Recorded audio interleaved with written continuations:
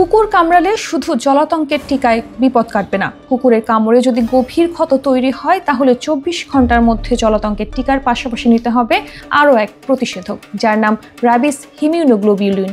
এই প্রতিষেধকটি কৃত্রিম অ্যান্টিবডি দিয়ে তৈরি হয়েছে। দ্য ল্যান্সেট মেডিকেল জার্নালে এই নিয়ে একটি গবেষণাপত্র প্রকাশিত হয়েছে। গবেষকরা জানাচ্ছেন, এদেশে প্রতি বছর 5000-এর বেশি মানুষের মৃত্যু হয় র্যাবিস ভাইরাসের কারণে। অনেকেই সময় মতো জলাতঙ্কের টিকাও নেন, কিন্তু তারপরেও শরীরের সংক্রমণ ঘটে। এর কারণ হলো কেবল অ্যান্টি র্যাবিস টিকা ভাইরাস ধ্বংস করতে পারে না। যাদের রোগ প্রতিরোধ ক্ষমতা দুর্বল, যেমন শিশু ও বয়স্কদের ক্ষেত্রে কুকুর কামড় দিলে কেবল ওই একটি টিকা নিয়ে ভাইরাস ঠেকানো যাবে না। র্যাবিস ইমিউনোগ্লোবিউলিন কৃত্রিম অ্যান্টিবডি দিয়ে তৈরি হয়েছে। ইনজেকশন নেওয়ার সঙ্গে সঙ্গে অ্যান্টিবডি রক্তে মিশে যাবে ও ভাইরাসগুলোকে ধ্বংস করতে শুরু করবে। জলাতঙ্কের টিকার সঙ্গেই র্যাবিস ইমিউনোগ্লোবিউলিন প্রতিষেধক নিলে দ্বিতীয় স্তরের সুরক্ষা বলয় তৈরি হবে শরীরে, তবে প্রাণ সংশয়ের ঝুঁকি থাকবে না।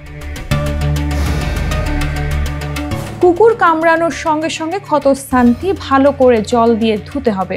অন্তত 15 মিনিট জায়গাটিতে টানা জল দিয়ে যেতে হবে। এরপরে আয়োডিন বা অ্যালকোহল দিয়ে জায়গাটি পরিষ্কার করতে হবে, যাতে ভাইরাস ছড়িয়ে পড়তে না পারে।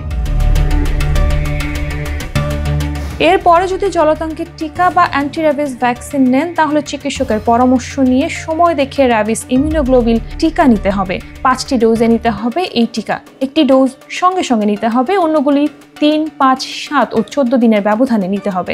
পঞ্চম ডোজটি নিতে হবে 28 দিন পরে। এদেশে জলাতঙ্কের টিকার দাম 300 থেকে 400 টাকার মধ্যে হলেও র্যাবিস ইমিউনোগ্লোবিউলিনের দাম বেশি পড়বে। এই টিকার ডোজের দাম 4 থেকে 6000 টাকার মধ্যে।